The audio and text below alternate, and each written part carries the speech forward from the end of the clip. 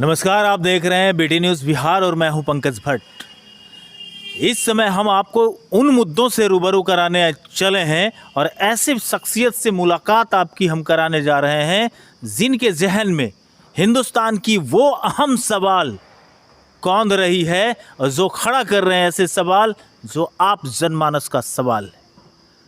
हम आपको आज रूबरू कराने आए हैं रामनंदन सिंह जी से। मैं इनके बारे में बता दूं कि ये स्नातक निर्वाचन क्षेत्र के उम्मीदवार भी हैं दरभंगा से। और इतना ही नहीं, मैं ये भी बता दूं आपको कि इस लॉकडाउन को लेकर के जो मजदूर की स्थिति बनी है, जो देश की स्थिति बनी है, ऐसे में आम लोगों की विचार, आम लोगों की समस्या, तमाम सवालात रामनंदन सिंह से हमारे साथ जुड़े हैं इस समय। रामनंदन सिंह, बहुत बहुत शुक्रिया आपका कि आपने हमें समय दिया, वक्त दिया और आम जनमानस के सवाल से आज आपको रूबरू कराऊंगा। सबसे पहला सवाल हमारा ये है रामनंदन जी कि मज़दूर जो हज़ारों किलोमीटर से पैदल चल करके आ रहे हैं, पाँव के छाले सड़क की तपती हुई तपिश में जलते हुए नज़र आए हैं। स्टेशन पे माँ मरी है और बच्चे खेल रहे हैं, कौन लेगा इसकी जिम्मेदारी? सबसे पहले आपके चैनल का बहुत बहुत धन्यवाद कि आप आए हमारे बीच, आप हमसे रूबरू हुए और जो अभी देश की सबसे विकट समस्या है उसके बारे में आप हमारा विचार लेना चाहते हैं। आपका बहुत बहुत शुक्रिया। अभी देश की स्थिति लॉकडाउन के चलते बहुत ही ख़राब हो गई है। प्रवासी मज़दूरों की संख्या बहुत अधिक बढ़ गई है, लोगों का रोज़गार छीन गया है। यह कोरोना की महामारी, यह वैश्विक महामारी है, वैश्विक संकट है और इस संकट से भारत भी और अपना राज्य बिहार भी गुज़र रहा है। इसकी जो समस्याएं हैं उन समस्याओं का समाधान होना चाहिए। सबसे पहले जब अनलॉकडाउन का फेज अब चल रहा है, जब लॉकडाउन धीरे धीरे ख़त्म हो रहा है और अब ये स्थिति स्पष्ट हो गई है सारी दुनिया में कि अब कोरोना नहीं, मतलब कोरोना के पेशेंट जब एक दो इक्के दुक्के थे तो पूरा हिंदुस्तान लॉकडाउन, और जब लाखों में हैं तो अनलॉकडाउन की तरफ बढ़ रहे हैं। ये क्या रणनीति है? यह रणनीति सचमुच कुछ अजीब जैसा लगता है। ऐसा होना नहीं चाहिए था।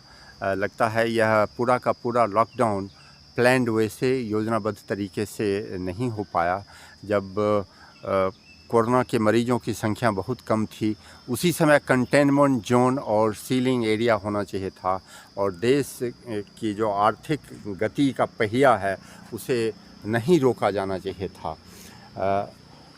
आर्थिक गतिविधि रुक जाने से एकाएक पूरा देश जब लॉकडाउन की स्थिति में आ गया, पूरे देश में लॉकडाउन कर दिया गया, तो लोगों के रोज़गार छीनने लगे।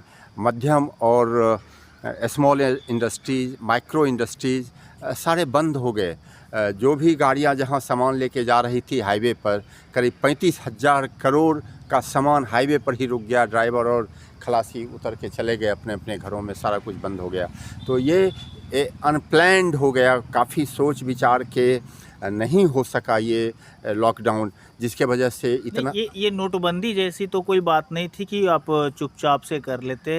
अगर नोटबंदी की बात, जैसा कि सरकार ने कहा कि नोटबंदी की बात अगर हम खोल देते हैं तो ऐसे परिस्थिति में नोटबंदी का कोई मतलब नहीं रह जाता। सचमुच। लेकिन लॉकडाउन तो वैसी चीज़ थी जिसके लिए आपको तैयारी की आवश्यकता थी। जी बिल्कुल, इसके लिए तो पूरे जनता को जागरूक करना था, लोगों को बताना था कि लॉकडाउन की आवश्यकता पड़ सकती है, हमें इसके लिए तैयारी करना चाहिए था, लोगों को जागरूक करना चाहिए था और आर्थिक गतिविधियों को नहीं रोका जाना चाहिए था।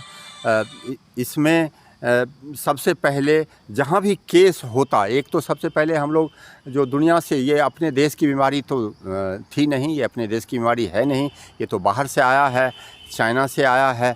तो बाहर से लोगों को जब भी हम लोगों को लाते तो उनका हम लोग क्वारंटाइन सेंटर बनाते, वहीं उनको रोकते, इंटरनेशनल फ़्लाइट को बंद करते और आर्थिक गतिविधि को चालू रखते, जहाँ जहाँ कैसेज मिलता है अब इसके बिहार बाद में। सरकार कह रही है जी कि हम सभी मजदूरों को रोजगार देंगे। अब यहाँ पे सवाल उठता है कि कोई फीटर का काम कर रहा था, कोई वेल्डर था, कोई ड्राइविंग का काम कर रहा हो, कोई मिस्त्री हो, कोई मैकेनिकल काम करता हो, ऐसे लोग क्या मनरेगा के तहत कुदाल चलाएंगे?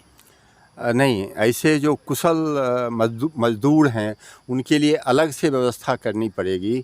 जो मजदूर कुशल नहीं हैं, विशुद्ध मजदूर हैं, दिहाड़ी मजदूर, वो मनरेगा के थ्रू काम कर सकते हैं और उनके लिए भी काफ़ी अच्छे अच्छे काम हो सकते हैं। है सरकार के पास, करना चाहिए सरकार को। लेकिन जो कुशल मजदूर हैं, जो लाखों लाख की संख्या में बम्बई, दिल्ली, कलकत्ता, मद्रास से आए हैं, उनके लिए अलग से व्यवस्था करनी पड़ेगी। वो कुशल मजदूरों क्या के लिए व्यवस्था करेंगे? जंगल राज की बात करने वाले मुख्यमंत्री जी आज बेगूसराय में ही एक एक दिन में 2-2 व्यक्ति, 3-3 व्यक्तियों को गोली मारी जाती है। यहाँ तक कि पुलिसकर्मी भी सुरक्षित नहीं हैं। ऐसी परिस्थिति में आप उद्योग धंधे की बात कर लें, मजदूरों के रोज़गार देने की बात कर लें, नहीं लगता कि सर पे चुनाव है, कहीं कुछ इसका तो असर नहीं डालने की कोशिश की जा रही है? हाँ, आपका कहना ठीक है। कोई भी जब उद्योग धंधा की बात होगी तो उसके लिए न्यायिक व्यवस्था, पुलिस की व्यवस्था, सामाजिक शांति आवश्यक है। इसके बिना चल नहीं सकता है। अभी बिहार सरकार ने 24 फूड प्रोसेसिंग कंपनियों को इनवाइट किया है, लेकिन वो आना नहीं चाहते, वो इंटरेस्ट नहीं दिखलाना चाहते हैं। और ये प्रयास बहुत दिनों से चल रहा है कि हम कंपनियों को बुलाते हैं लेकिन कंपनियां आती नहीं हैं। इसका एक सबसे बड़ा कारण है लॉ एंड ऑर्डर की समस्या। लॉ एंड ऑर्डर की समस्या, जब तक लॉ एंड ऑर्डर की समस्या का निदान नहीं होगा, कंपनियां आएंगी, उनसे रंगदारी मांगा जाएगा, उनकी हत्या हो जाएगी उनके कर्मचारियों की।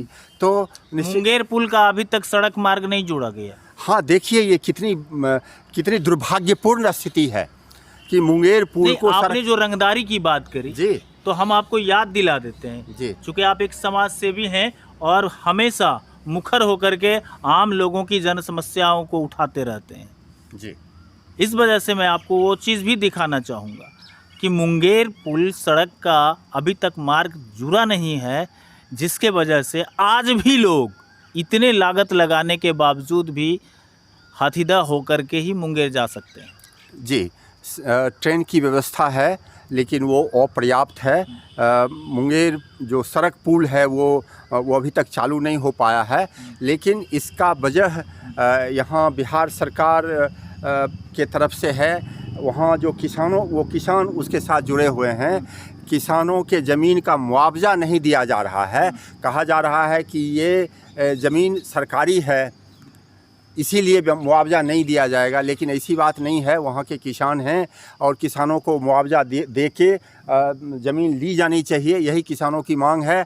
और तब निश्चित रूप से वो किसान तो यहाँ अपनी मुआवजा मांगते तो लाठियाँ मिल रही है हाँ, सुशासन की सरकार से। हाँ जी, बिल्कुल। अभी भी यहाँ सिमरिया में कल जगतपुरा में धरना प्रदर्शन था। किसानों का यही मांग था कि ज़मीन उनकी है। सरकार से पहले हम लोग रसीद कटवाते थे, सरकार ने बंद कर दिया। अब एनटीपीसी ले रही है लेकिन कोई मुआवजा की बात नहीं हो रही है। एक बड़ा सवाल है किसानों को लेकर के, मैं आप तमाम दर्शकों को बताना चाहूँगा कि एक बहुत बड़ा सवाल है कि लोगों ने, बेगूसराय के किसानों ने अपने हृदय को काट करके रिफाइनरी को खड़ा किया, फर्टिलाइज़र को खड़ा किया, एनटीपीसी भी ले आया।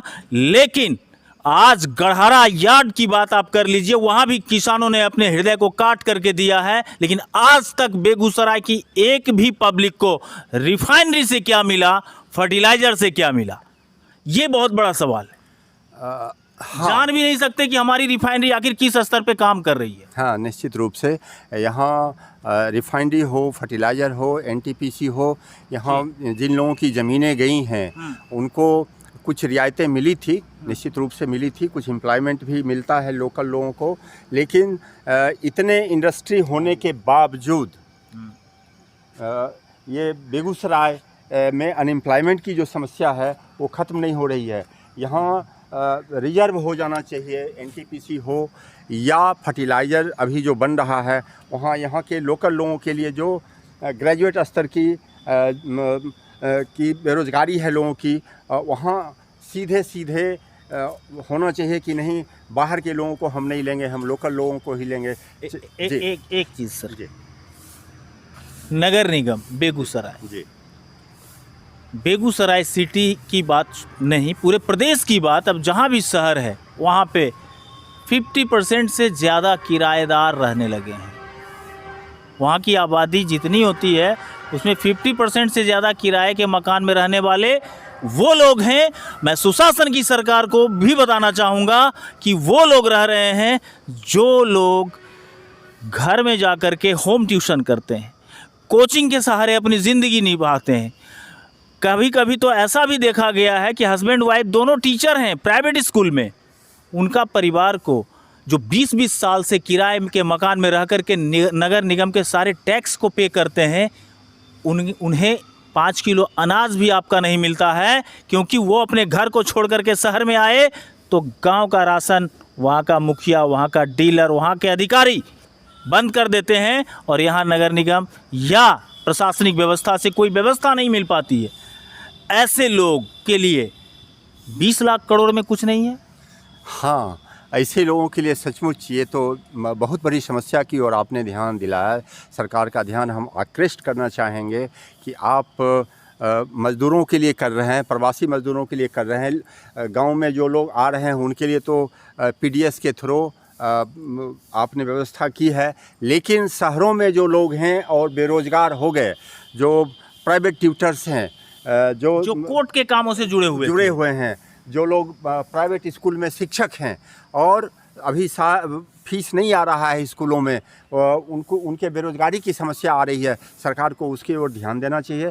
ये जो 20 लाख करोड़ पैकेज की बात है, इस पैकेज में उन लोगों का भी स्थान होना चाहिए। एक चीज़ और ध्यान दिलाना चाहेंगे, डेयरी प्रोजेक्ट को लॉकडाउन से बाहर रखा गया, डेयरी प्रोजेक्ट को, लेकिन जो वहाँ पे प्रोडक्शन होता है, चाहे दूध हो, दही हो, लस्सी हो, स्वीट्स हो, कुछ भी, उसके लिए मार्केट बंद है। ये कौन सी पॉलिसी है? हाँ, जब मांग नहीं होगी तो बाहर रखने से क्या होगा, लोग खरीदेंगे नहीं तो वहाँ बेरोज़गारी बढ़ेगी, वहाँ प्रोडक्शन नहीं होगा। तो ये सारी समस्या एक दूसरे से जुड़ी हुई है। इसीलिए मैंने शुरू में ही कह दिया कि ये लॉकडाउन और हमें इसमें और अधिक प्लान करने की ज़रूरत थी। लोगों में जागरूकता फैला के और आर्थिक गतिविधि को नहीं रोका जाना चाहिए था, एरिया को सील किया जाना चाहिए था और उस कंटेनमेंट जोन में जो सील एरिया है वो रेड जोन एरिया करके आर्थिक गतिविधि को चालू रखते तो इतने बड़े स्तर पर बेरोज़गारी की समस्या नहीं होती लोगों के सामने, चाहे वो शहर हो या गांव हो, या लोगों का पलायन भी नहीं होता इतने बड़े स्तर पर। ये पलायन को भी रोका जा सकता था अगर प्लानिंग हम लोग ठीक ढंग से करते, और लोगों के सामने यह जो भूखमरी की समस्या आ गई है, यह समस्या भी उत्पन्न नहीं होती, आर्थिक गतिविधि चलते रहता हम लोगों का। बहुत बहुत धन्यवाद आपका रामनंदन जी, आपसे हमने तमाम तरह की बातों पे बातचीत की है। मैं अपने तमाम दर्शकों को ये भी बताना चाहूँगा कि जो समस्याएं आज लॉकडाउन को लेकर के मिडिल क्लास के लोगों को भोगना पड़ रहा है, झेलना पड़ रहा है, निम्न स्तर के लोग जो हैं उनके साथ सामाजिक संगठन, सरकार सभी खड़ी है। करोड़पति तो रोज़ पिकनिक मना रहे हैं, अपने घरों में बच्चों के साथ समय बिता रहे हैं। मध्यम वर्गीय परिवार के साथ आखिर कौन होगा, ये बड़ा सवाल है। आप बने रहिए BT न्यूज़ बिहार के साथ। मैं पंकज भट्ट, बेगूसराय टुडे के लिए बेगूसराय से।